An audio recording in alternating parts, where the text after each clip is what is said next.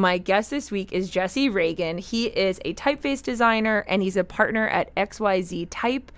He previously worked at Heffler, Freer Jones, Type Foundry, where he helped create the typeface Gotham, so lots of cool stuff there.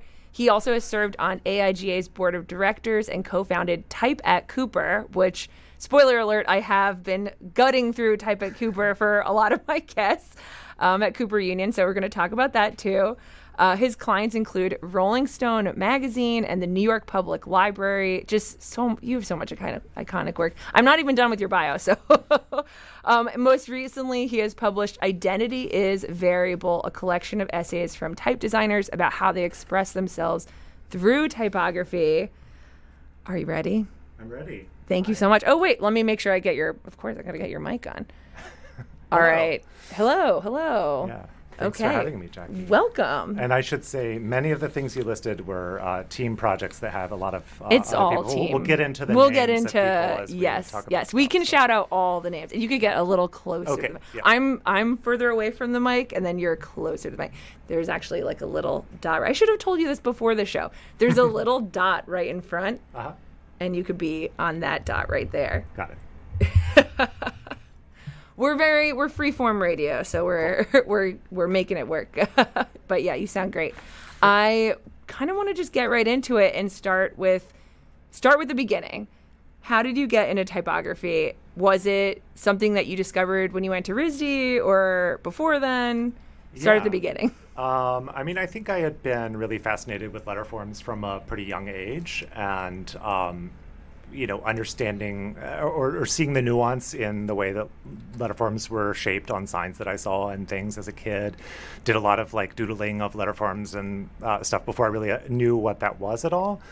I grew up in North Carolina, and in the mid-late 90s happened to have a graphic design, or really a commercial art class at a magnet school that was a special class where we learned photography, drafting, computer graphics, and that's rare. Yeah. Typography. We had a section in typography. So that was a really wonderful and rare experience to get some insight into how typefaces are categorized, the history, the names, and suddenly kind of got obsessed with that. And I think I went to Rhode Island School of Design for graphic design mostly because I wanted fonts. I didn't even know making fonts, but I was I want to be near the fonts. So you got into design so early. I feel like people, it's usually at college, this is a career, but you knew going into RISD it was going to be something with fonts or something with design. That's so cool. Yeah, there were moments where I thought about taking a straight path to letterpress printing or something. Well, but, everyone wants to take that path. I think I knew that I wanted to do something that felt kind of arcane and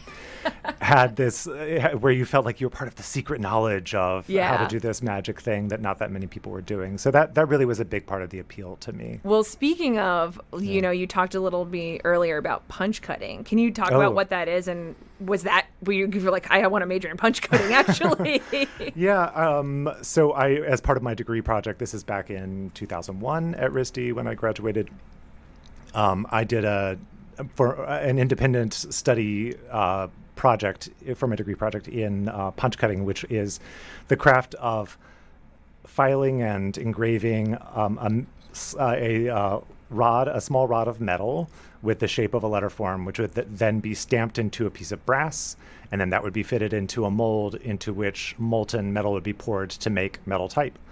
So that is the way that type was made, approximately going back to Gutenberg, and there were not very many people still doing that, but I wonderfully managed to connect with two people, Dan Carr and Stan Nelson, who are both still practicing punch cutters, and did an apprenticeship with Dan, who sadly passed away a few years back, but Stan Nelson was at the Smithsonian Institute Graphic Arts Collection, I think, and he had me down for a weekend and just walked me through the whole thing. We made a punch and hardened it and struck it and cast metal type.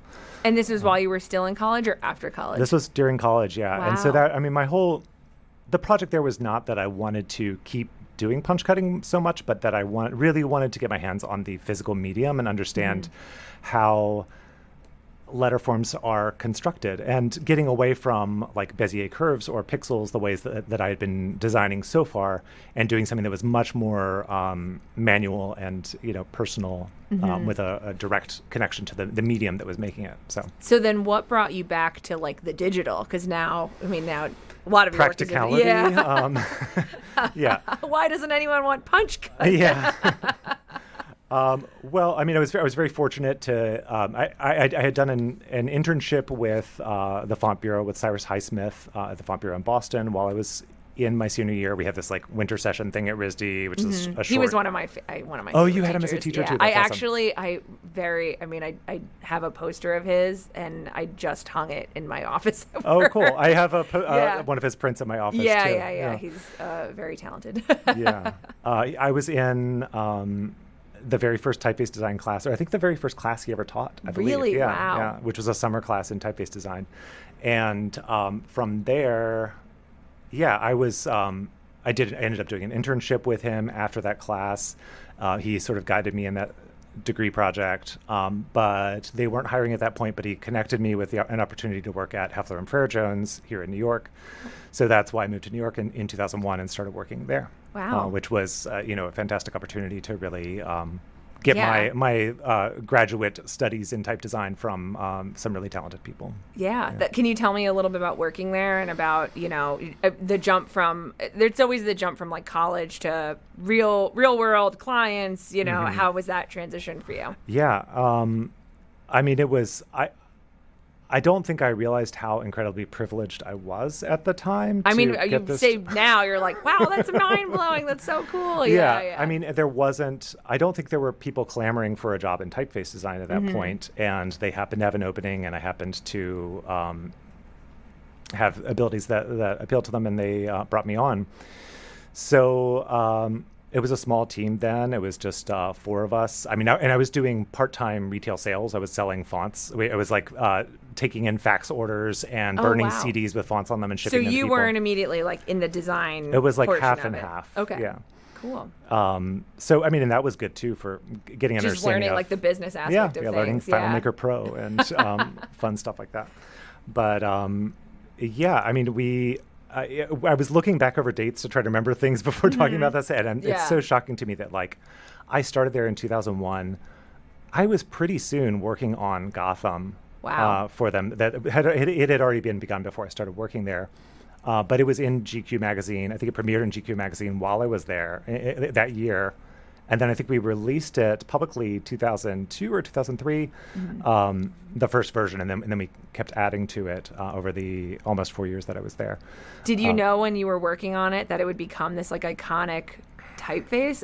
Gotham not. It's you're sort of releasing different typefaces, and you're like, hope they hit. I certainly had an ego and thought, wow, this stuff is really good, and I was working for people who had some egos. They certainly thought what they were doing was groundbreaking stuff, and it clearly resonated with people. But between that and Archer was another big one that I worked on, which was originally from Martha Stewart Living magazine. I remember. I had a friend working at Martha Stewart, and it was Archer every day, all day. Yeah. It's a beautiful typeface, and I love the round, terminals and. Yeah. So those were both originated by other people in the studio. I'm not going to get into the specifics of who originated them because those questions are up for debate. But my contributions were things like filling out the character set, drawing italics. Someone would draw 15 characters of the italic, and then I would fill it out and draw the rest of the italic, matching the decisions they made about those key characters that created the signals for how does Roman become italic in this typeface, in this weight. It established that system, and then I could play that out through the numbers and the currency symbols and the punctuation and diacritics. Is that typically, and you can talk a little about your work at XYZ, is that what you learned at Heffler? Was that something that you created that kind of system with how you divided the work? Or I guess what's it like working in teams and how you divide, hey, I'm going to take the G, guys, or what is it like? There are some very standardized ways of going about these things that have been passed down through generations of typeface designers, and I do find that a systematic approach to work is really beneficial because as you progress with a project and your decisions start multiplying across larger character sets, drawing a lot of different letters or glyphs, and then drawing additional weights, additional styles. If you change your mind about something, it's going to have so many ramifications. Of course. So, I mean, we generally start. I don't know if someone's been through this on your show, but no, they haven't. So I'm honestly curious because I've never worked in a type foundry. So like the hierarchy is very interesting to me. Like, do you senior designers working on this, whereas like more mid-weight designers working on this, or is it really just who's been Yeah, I mean, I'm talking about like some corporate things. Right, but I'm just curious, like. How it works at XYZ, if you're comfortable talking about that. Sure. Who does what is, varies across projects. There are a lot of projects that I do from start to finish all myself. Wow. And then I do work with a lot of people helping out on various things in different ways. And sometimes it can be anywhere along the process. But in terms of like the design steps that we go through, usually we'll start with the simple shapes like straight characters, round characters, and diagonals. So defining usually like those first. Capital H, capital O, capital D. There you have the straight and the round. Okay. And then the capital V. Those are the things that I would usually draw first in the capitals. In the lowercase N, P, O, and V. Oh, wow. So now we have like our basic shapes there, and we can start to establish what is the rhythm of this typeface. How does the white space, the positive and negative rhythm play out throughout the typeface? And from there, really refine those and get it pretty well defined. And then cut to immediately drawing some of the hardest characters or the characters with the most personality. Like a lowercase G. Exactly. And the like little a lowercase G. A. Yeah. A capital R, a capital S. That's so funny because those are the first things I always notice about a typeface, and some of your typeface, and like that, the lowercase R is really interesting, or the S's, and so it's funny, but it makes sense that you would start with the basics instead of like but often having your dessert first. Often the impetus or the spark of the idea comes from a more obscure letter. Maybe there's a capital Q that you're just really excited about. I've got to make a typeface around this. So you draw that first, you get that idea, and then you go back to these fundamentals. Get it out of your system. Yeah. And figure out what's the system that will support this well. Oh, that's really smart. Because typefaces are generally a lot of repeating shapes, a lot of repeating moments in the like vocabulary of shapes that build all of the letter forms and glyphs,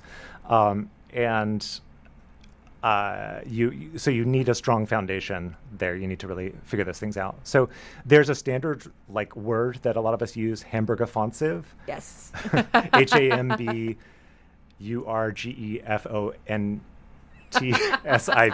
I wasn't on a spelling bee right now. Spell it, but I'm really proud, excited. I'm giving out the knowledge for anyone who wants to design a typeface. That's all you need to know. Is you just need to know that one. So, and that, we have like standardized proofing texts that we've developed that work with those letter forms, so we can start to spell real words and see how the typeface actually works. Because you can't really evaluate a typeface design just by looking at the letter forms in isolation. You can't design a typeface just by drawing them in isolation. You have to start rearranging them into words. Putting them into use, because at the end of the day, it's going to be a building block for typesetting, for design, and you want to see how a word looks, so you know how a logo might look. You want to see how a paragraph looks, so you know how this might function in a book. You want to make sure that you're getting the basic text weight correct if it's going to be something for running text. So you really do need to get very quickly to a prototype font that you can install and start testing. And do you do that even when it's like a headline font? You're still making it, body copy and looking at it different sizes? Usually, I mean, I think when I develop a font proof, which is like the testing document for us, I try to break the font. I try to make it do things that it shouldn't be asked to do. So I will take a display face and set it at smaller sizes and see what problems crop up. And maybe there's problems I can ignore because I know it's not meant for that size, but it will help me understand what will happen if someone does use it in a way I didn't expect it. Which they might. They will, not just might. Does that actually, that made me think of a question. Does that bother you when you see a typeface that you designed and it's being used like in the incorrect way in your mind? Generally, no. I mean, there's definitely, it usually makes me smile and laugh. It's you're like, oh, I didn't break it that way, but you did. I would say it's things like we have a typeface that my business partner Ben Keel and I designed, Cortado, which is a connecting script, and it has this complex open type information in it that Ben coded, where it decides when it should connect and when it shouldn't. It has special ending strokes so that it really feels very spontaneous and loose. It's based on an illustrator, Cecilia Karlstedt's actual hand lettering, and I would say more often than not when I see it, the open type features are not turned on. So you get everything connecting, and then you get the end stroke, which is extending out to connect into the next stroke, and it has and it's this just like a form. Weird, awkward ending. Ugh, I hate so that. I would be mad that's too. a bummer. Or if they do that and then they like track it in or track it out, Have you ever just like hit up a designer like, excuse me? If it's not too late on your next edition. Actually, I have a lot of glyphs you could use. But if it's just someone abusing the typeface in the sense of like scaling it in a fun way, putting an outline on it, or even not purposefully. A lot of our fonts are available on Adobe fonts, which means that a broad range of designers, anyone who has Adobe Creative Cloud, has access to a lot of our fonts. So that's been amazing for the ubiquity of some of our typefaces. And there are a lot of designers or people who are not even designers who have access to the fonts and are using them, and it's amazing to to happen upon a random flyer for a protest or something. That is really cool. That has happened, Oh, cool. And then there's things like, I was thinking of the like Pier 57 on, this is at the other end of the spectrum. Yeah. This is like a really lovely use of my typeface export, which really doesn't get used very much. I don't see it very often.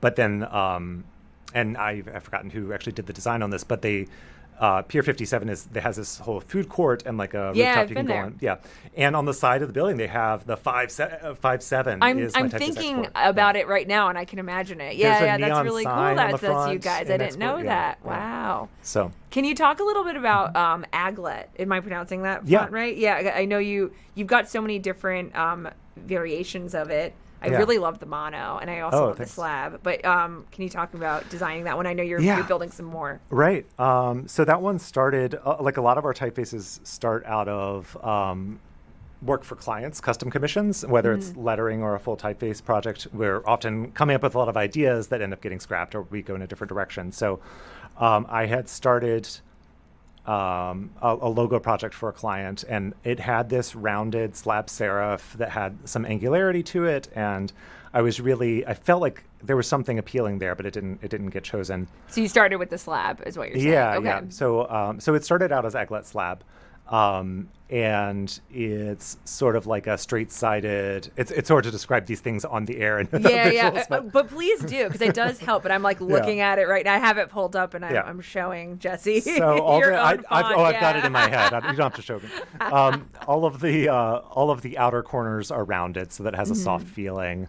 But it is very geometric in its construction, so it feels a bit industrial, but still human. That was the idea, sort of like soft, friendly robot or something. So I did that one first. A robot that delivers your food. I did that one first, and then a couple years later thought, well, it's only natural to make a sans serif of this too. So I did that version, and in the process discovered I had to decrease the contrast, like make the thinner strokes a little bit thicker, and found some other moments where I was like, oh, well, I don't know what to do with this moment or this, how do I vary the roundness of this corner versus that corner to add some visual interest? So I had to add to the vocabulary of Aglet sans some things that weren't there in Aglet slab. And then after that, added a monospace, which started as like a joke. I think Ben, my business partner, was making a presentation. I like that it started as a joke. He was doing a presentation for a conference and wanted to show code that a sample code that he was working on. And he was like, I wish I had Aglet mono for this, because my presentation's all in Aglet. And so then I just used a dumb Python script to make a really, really bad mono version of it for him, and sent him that and said, here you go. That's so funny. I spent 2 hours on that or something. And he was like, this is amazing. You have to do it now. It's so funny because out of the trio right now, and I love monospace font, and I was just thinking that I like had my resume set in Courier for years, like a dork. Don't roll your eyes. But I love Aglet Mono, and it's very funny to learn that it was a inside joke. Yeah, well, it's a display typeface, which really doesn't need a monospace. But there are a lot of display monos now. That's kind of a vibe that people are into. But I mean, it's got that robot energy, and that it's a retro robot. I'm just very much into it. Yeah. So tell me about the next. Yeah, the next step is now I'm working with Christian Sarkis, who's a designer at Aglet Arabic Type Foundry.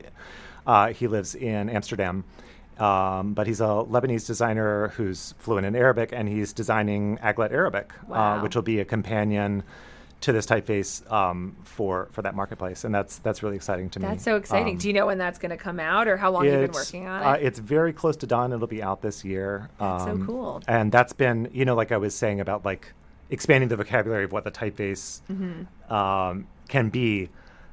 With that project, it's the first time I've had to really like explain to someone else all of my thinking behind what does Aglet mean, and say, okay, and now you have to tell your own story. It's like write a sequel to this that's still in canon of my idea of Aglet, but it's now speaks Arabic. So, and can you read Arabic now? Or I cannot, no.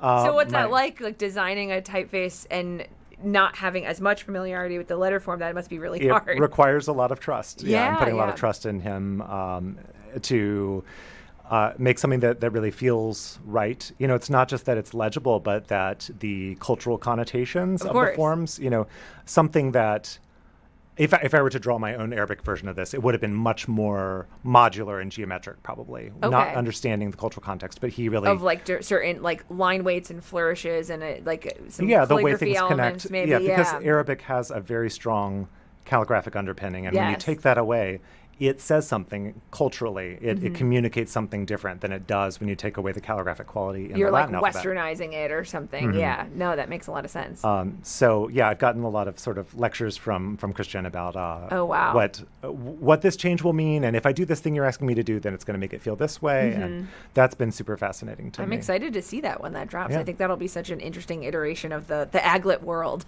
Thanks. Yeah. Well, I have more questions, but we're halfway through the show, so I want to open up the line. I know it goes so fast. I'm going to open up the lines. It's 201-209-9368. We're talking to Jesse Ragan. He is a typographer, a typeface designer, a partner at XYZ Type. He has so many great stories. Actually, I think it looks like we have a call. Amazing. So we can get some stuff going on. Oh, no. At least we know the phones are working. Let me drop that call. Boop, boop. Lots of buttons. Oh, wow. This one's just not dropping. I will shout out to the rest of our team at XYZ Type. So it's Ben Keel and I are the partners, and then Zrinka Boljubasic is our typeface designer in-house, and Tyler Dean is our project manager and ops person. It's just... It was just Ben and me for many years. We've been around for almost 10 years.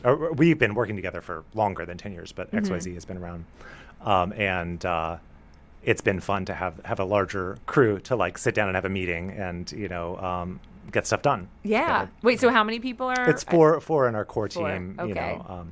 That's so exciting. Yeah, it must be so. Is it different working with, a whole group of all four of you versus when you just have a vision and you're making something all by yourself? Absolutely. Yeah. It's very different. Yeah, Which do you prefer? Not to put you on the spot. I like a mix of both. Definitely there are times when I want to just put my head down and do the work and plow through it. But it's really wonderful to see someone else's creativity and ideas come into a project and bring things that you wouldn't have expected. Yeah, there's surprises in collaboration. For sure. We hate it, but then it actually works out really nicely. So the phone number is 201-209-9368. I can't tell if there's a call or if this is just not working. Oh, my goodness. Ooh, sorry about that. No, I love it. This is pure between the lines gold here. It really, now that's becoming like a thing. Now it's a shtick that I'm So now it looks like I've got. I see some flashing lights. I see flashing lights. So let's see if we can get them on the line. Hello, you're on the air. Hello, you're on the air. Can you hear me? Hello, you're on the air. Hi.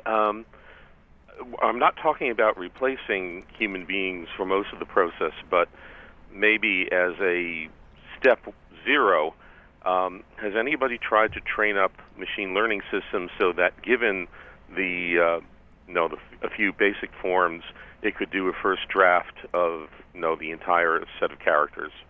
I'm going to toss that one to you, Jesse. Yeah, I will say the short answer to that question is yes.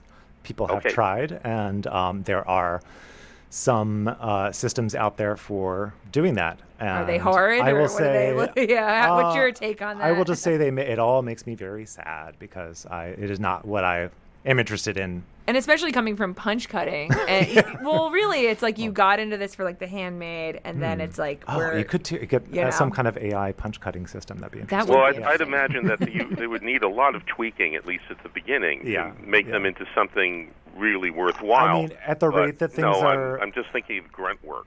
Yeah, at the rate that things are growing and changing, it's inevitable that there's going to be AI solutions for these things, because there are...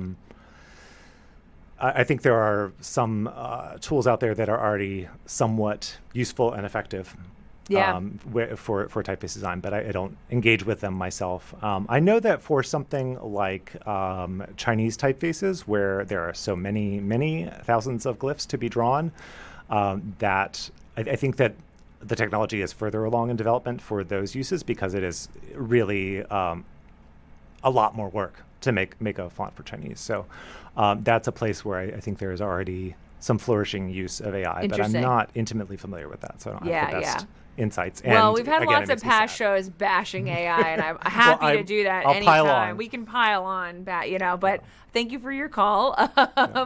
Please call in. We've got Jesse Ragan here, typeface designer and partner at XYZ Type, and the phone number is 201-704. Oh, wait, why am I saying my own personal number? Gosh.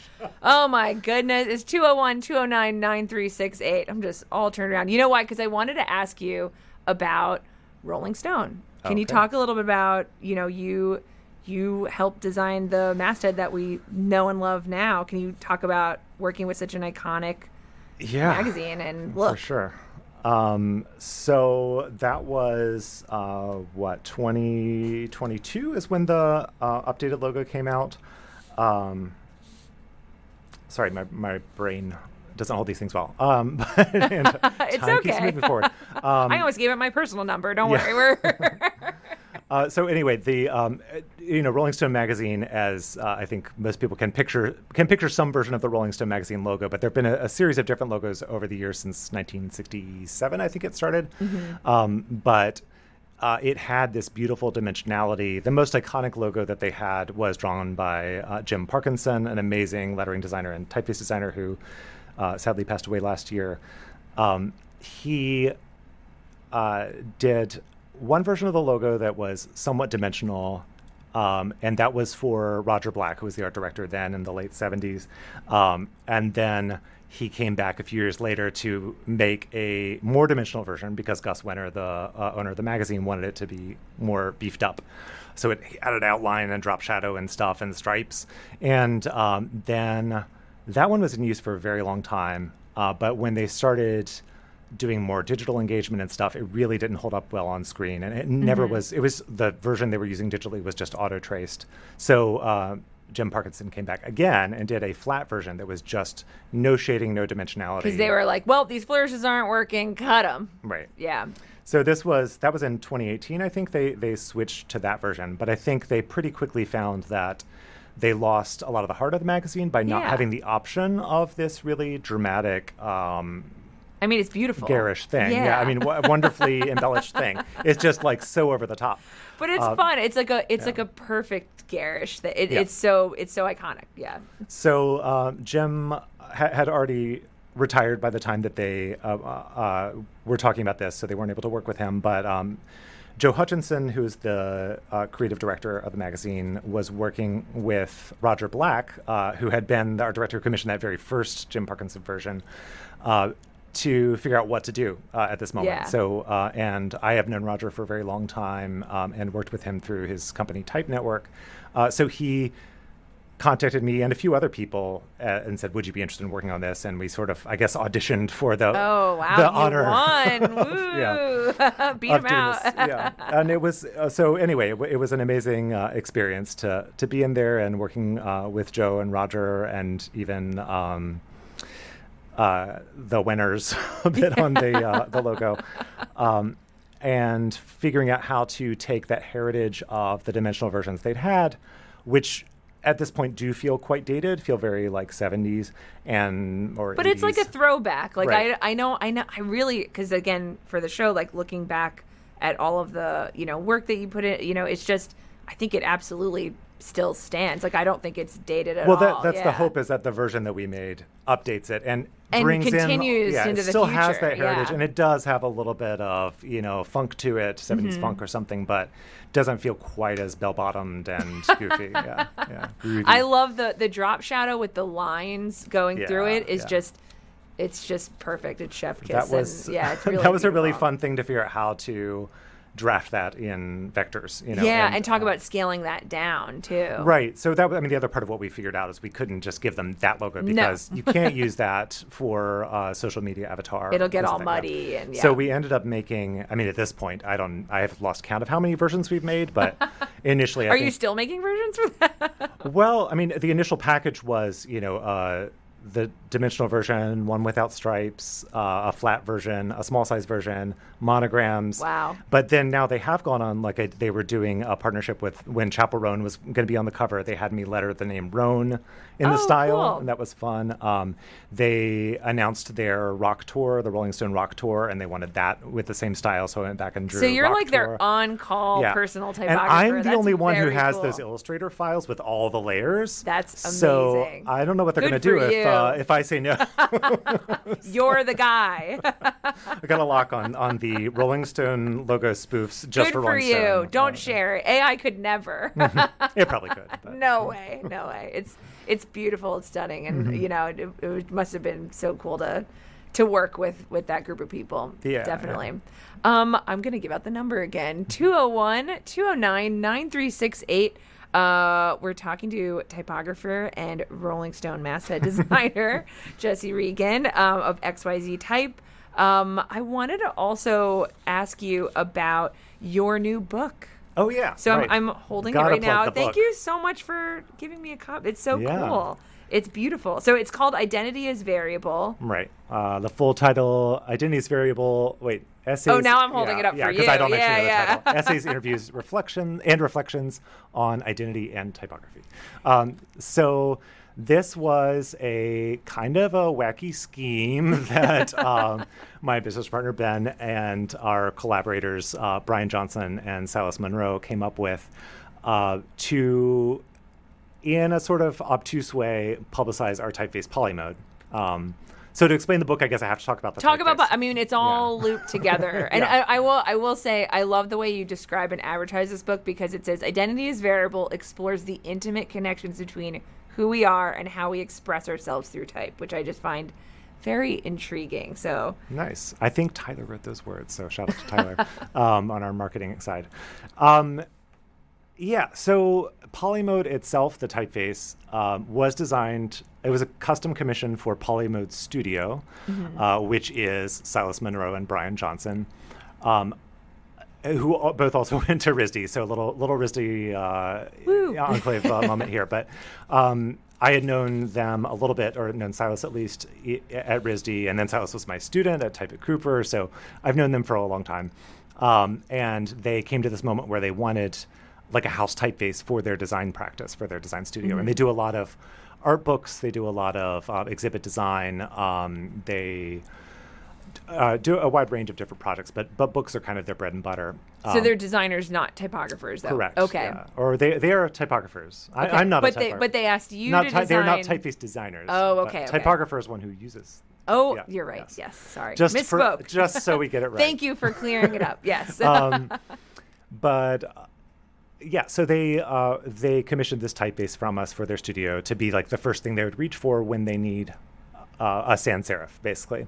We knew that basically. We knew it was going to be that. It was going to be a sans serif that would be really versatile for them and somehow be really special and reflect their studio. And that was the only direction that you got. Yeah. So we went on a wild goose chase, which I won't go into detail on right now. But in the end, you can. I could. It led us to making a variable font that has this. And for those who don't understand what a variable font is in the audience, basically it is when you have a typeface which has a range of weights, like from light to extra bold.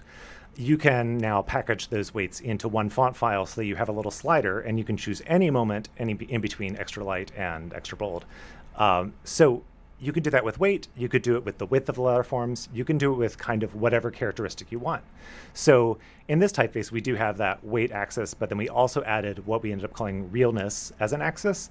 And that goes from a typeface that is very plain and straightforward to one that's very expressive and kind of wild and has this like sci-fi vibe to it. And that was all within Polymode with the variable. Right. That's wow. all the Polymode typeface. So it really can present in very different ways. And it ultimately came out of conversations with them and their sort of poetic research process that they do that shared with us this idea of their own polymodality or whatever in the sense of their identities, and that that's kind of a core of how they think of their practice is that you can present in many different ways. That's really cool. So we baked that idea into the typeface, which... And of course it had to be variable. I mean, that makes the most sense. Yeah. I love, though, I mean, when I was looking into it, that they called it noticed but not annoying font, which I think is a great way to describe it. Yeah.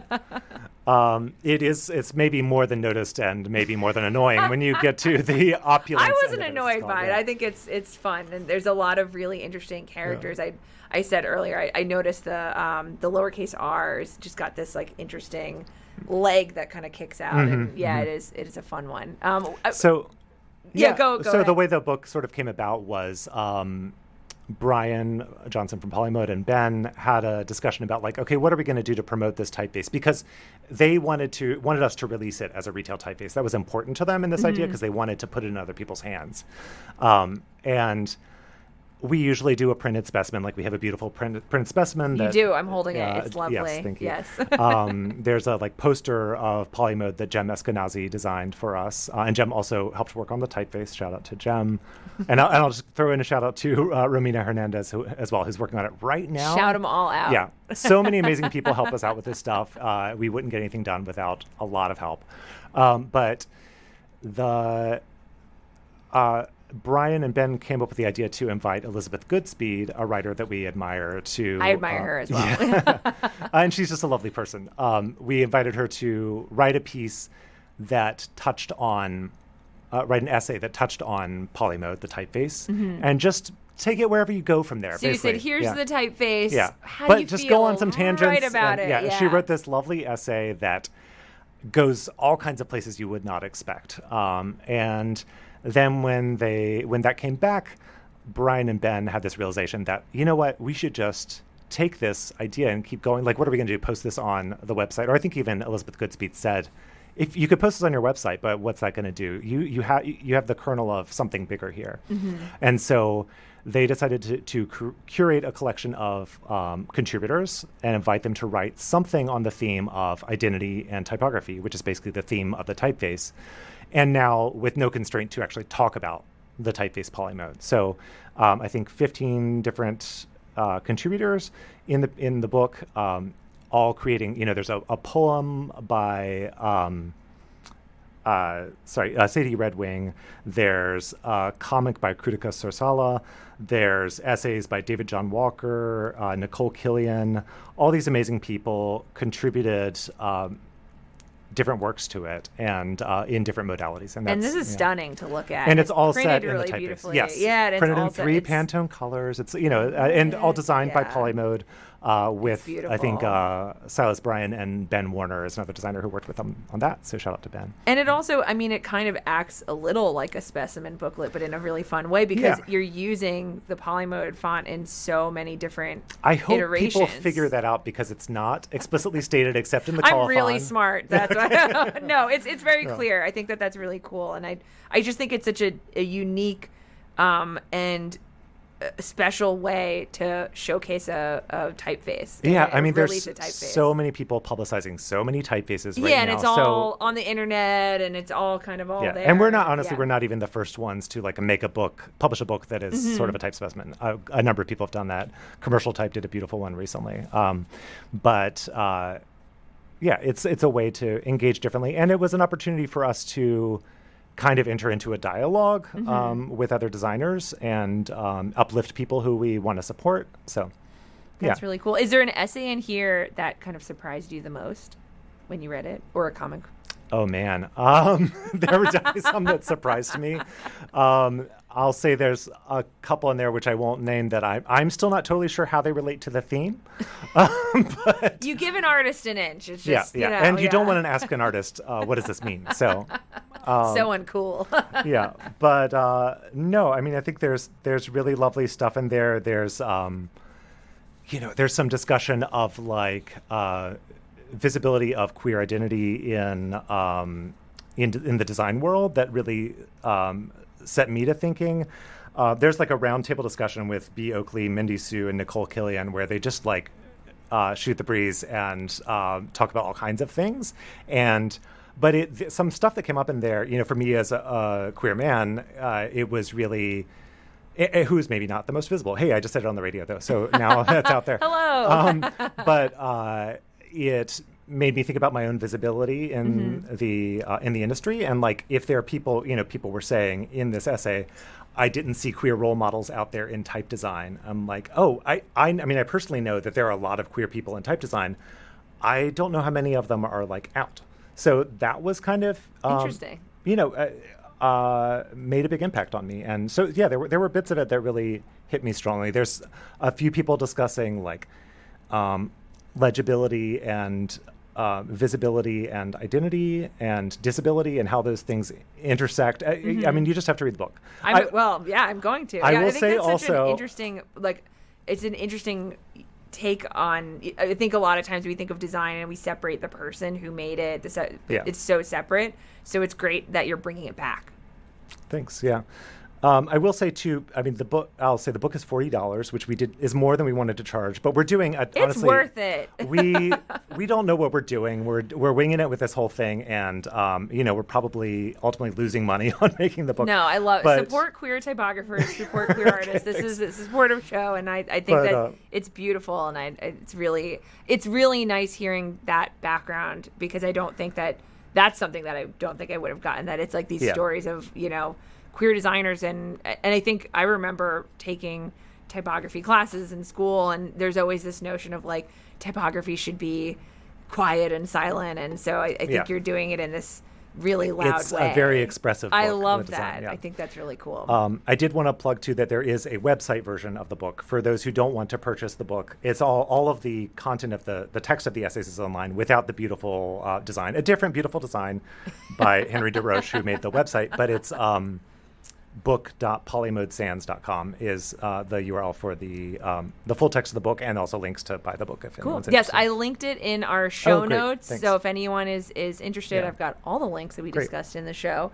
I think we had a call, so please call back. Sorry. I saw a blinking We were light. getting very excited. But the phone number is 201-209-9368.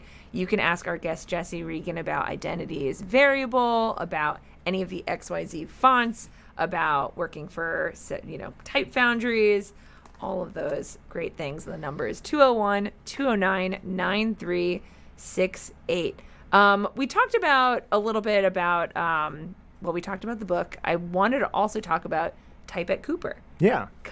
So I think I've mentioned Type at Cooper almost on every one of my shows, because I've said in the past, I've been looking at all the Type at Cooper people, and that's where I found you and reached out. So it's a very great curation of people you have. Yeah, I mean, I think that most people in the type industry in New York City have somehow crossed been paths involved. with Type at Cooper. Yes, it seems like that.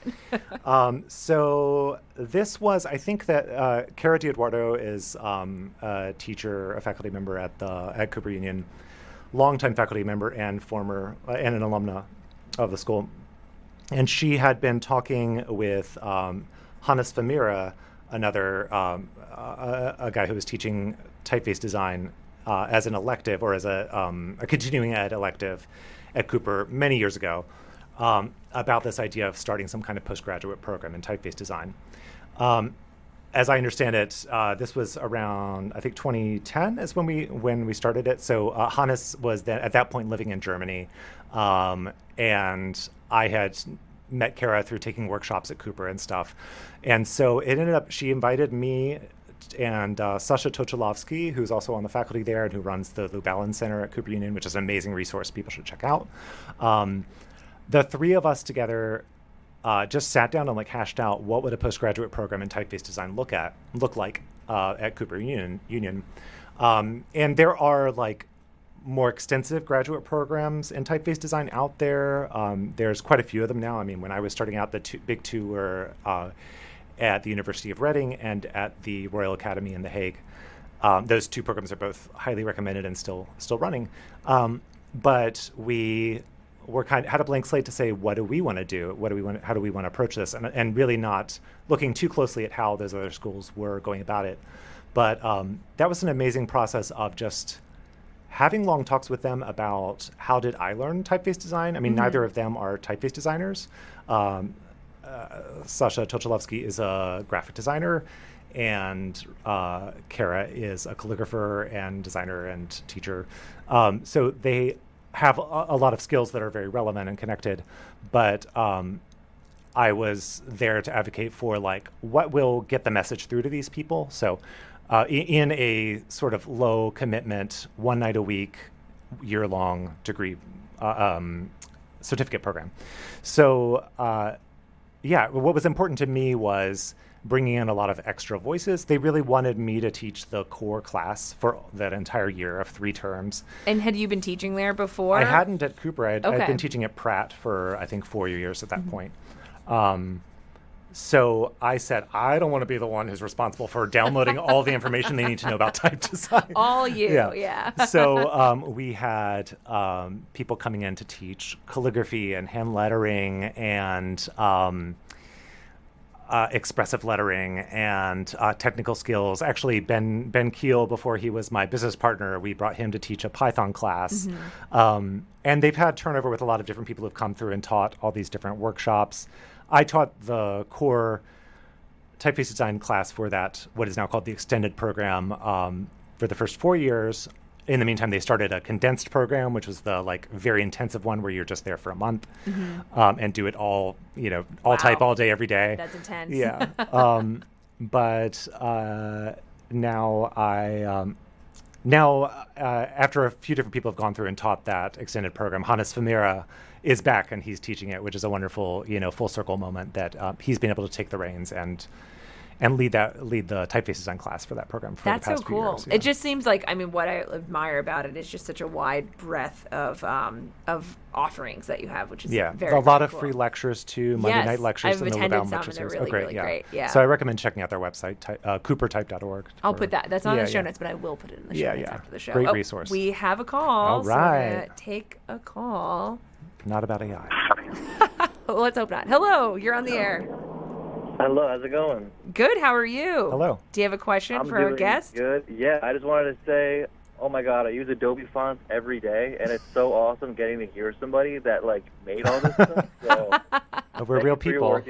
Very cool stuff. Yeah, thanks. I'm working on a brochure right now, and right now I'm using black condensed. That's been my favorite font for a little while. Do you have any recommendations for easily readable fonts? What's the name of the typeface you're using? It's I think it's called Black Condensed. It's the Adult Swim one. Oh, okay. I can't quite picture it, but you're looking for alternatives to that specific typeface? Yeah, because I feel like I just use that a lot right now, and you're the guy who makes. I am not. Oh, okay. Yeah, thank you. I pulled it up Jackie's for Jesse. Got a sample for me. He winced. We don't know about this one. Yeah, I know. Well, it looks like it's got at least the picture I'm looking at, it has a very wide word space, which is like, so that like a little thing like that can make a huge difference when you're trying to use a font. Yeah, a lot of rivers going on in this thing. So what I would recommend is not to plug Adobe Fonts because, I'd rather people come buy fonts from our site directly. But if you go to the Adobe Fonts website, they do have some tools on there where you can limit the library by, say, I want a sans serif, I want it in condensed width, and I want extra bold. And then it will give you a list of selection of options there to choose from. I will say, you could, for a specific font, one that I would recommend is Nickel Gothic by David Jonathan Ross. That's on Adobe Fonts. And it's a variable, it looks like. Yes, it is a variable font with some widths and stuff, This is a really cool looking font. It's a really cool typeface. I love this. Yeah, that would be one to check out. I've actually, that's been a fun one to use on some protest posters for me because you can like justify different text by like making it wider and narrower. I can also see it on some like wrestling posters, justify everything. Has a little bit of that like old wood type feeling. Yeah. That's cool. Well, you've got a recommendation. Do you have a favorite? Oh, I'm sorry. Oh no, go for it. What's your question? Also, what's your all-time favorite font? Oh man, that's such a rough question if because there's so many. One you like. Doesn't be your top one. Anything you like. Well, I'll say I read on a Kindle. Not that I want to endorse that company, but I read on a Kindle because specifically because I can easily load my own fonts onto it, and I'll read in a font that I'm you replace your own fonts? Yeah, so that I can test things before they're done and make sure that they're smart. working well. But then I can't look at my own fonts all the time because then I'm really distracted from the book I'm reading. So I do use other people's fonts. I will say I've been using Chaparral by Carol Twombly a lot. This is from that's a nice one. The late 90s, I think. Yeah. It's a really good book for reading on, a really good typeface for reading on screen, for reading books, particularly on e-ink. But that's, a very specific use case. It's a lovely typeface. Yeah. But I do like to also, David Jonathan Ross, who did Nickel Gothic, has his Font of the Month club, which I'm a member of. And so I'll load his latest Font of the Month onto my Kindle and read it. So you're reading it like Nickel Gothic or something like that? Sometimes. Really usually there are more bookish things too. But nice. Another great place to look for fonts, Future Fonts has a lot of cool, I think someone else probably mentioned that on the show. Yeah, Future Fonts is great. Yeah, I have a typeface on there too, so I'm, I guess, self-promotion in a way. But that's a place where people can distribute incomplete fonts that they're working on and get them out there before. Get them in use and see how they're working and all of that. And they really bring attention to a lot of up and coming designers, people who are just starting out or people who have really outlandish ideas. So it's a cool place to find stuff. Cool. Well, thank you for your call. Where can we buy them? Futurefonts.com. Future Fonts. Awesome. Thank you so much for your time. Thanks for your call. Thanks. That was a good question. I did. So that's so funny that you load them onto your Kindle and then you're testing out your fonts in a real world way. Yeah. So is everyone doing that or just you? Actually, I shared that thought with Cyrus Highsmith a few years ago, and he started doing it. And then he actually designed, I'm forgetting the name of the typeface, but one of his typefaces is based on that experience. Really? And he sort of, this is perfect for the Kindle. That's the typeface that he built. Or that's how he shaped his decision-making about it. And so he wrote a whole essay and gave me a shout-out in it. So that's so great. I love that. But yeah, I think other people are doing that too. Are there any other use cases where you're taking a font and using it, like you're making a stamp out of it, or something that you're setting an entire website in it? So you can read Wikipedia. Well, one thing is I'll use a browser plugin to swap out a plugin called TypeX by Stephen Nixon that you can sort of drag your font in and change every website you're looking at to the font really that you're testing. Cool. Yeah. Wow. That's extremely helpful so that I can just kind of go about my day and make little notes about the font as I'm browsing the web or whatever. It doesn't work here, it works there. Look at different kinds of website designs. Or even when it's a client project, sometimes I'll load the client's website, their current website, and load this replacement font in. Yeah, to see how really it feels. Smart. Make sure it still feels on brand and everything. Do you then take that, go to another company and say, hey, you should probably consider a different font, Craigslist or whatever. Yeah. I'm sure Craigslist is rolling in the money. That's where we need to go. Get in there. Before they get big. Before they get big. I think we have time for another call if anyone wants to call in quickly. It's 201. Come on, bring on some chaos. Bring on some crazy questions. 201-209-9368. We're talking with Jesse Ragan, a Typeface designer and partner at XYZ Type. He previously worked at Heffler. He co-founded Type at Cooper. He did the Rolling Stone masthead. We've got his amazing book, Identity is Variable, which I'm really excited to read. Lots of really cool things that we've discussed here. Is there anything that, I mean, we're kind of towards the end of the show. Is there anything, we've plugged a lot of things, but is there other things that we're, missing that you want to talk about? I mean, there's one thing that's fresh in my mind because when I live up in Beacon, New York. I took the train down. I love Beacon. Yeah, it's a lovely town, a lovely community. So much more peaceful than the 20 years I lived in New York City. Running here in the pouring rain make you want to move back here? Yeah. But I was on the train down, and then I saw your Instagram post about this show today, and you mentioned the New York Public Library project. Oh, and I thought, I don't really talk about that one much because let's talk about it. We don't have a case study up about it. It's the typeface that I did for New York Public Library was never publicly released. It's out there. If someone wants it, we can license it to them. They're not using it? They are. So that's I thought they were, yeah. I was on my way down, and I was like, I need to find a place to go work today because I came down a little bit early. And then I saw your post, like, oh, duh. Well, obviously, I should go. I need to visit the library, visit your typeface. Yeah. So, and that was lovely. So I got to go see it. And I didn't. How's it looking? It's looking good. They're not using it incorrectly. They're not abusing it over there. No, no abuse, which is great. But that one was quite a while ago. 2011. That was it came from a funny sort of situation where the design firm Pentagram was doing some work for the library. I don't even know what project they were doing for them, but because they were design people, they got the question from someone on the team that like they building people were going to carve new donor names into the lobby of the building. Oh, wow. And the person who had done the carvings before was no longer available.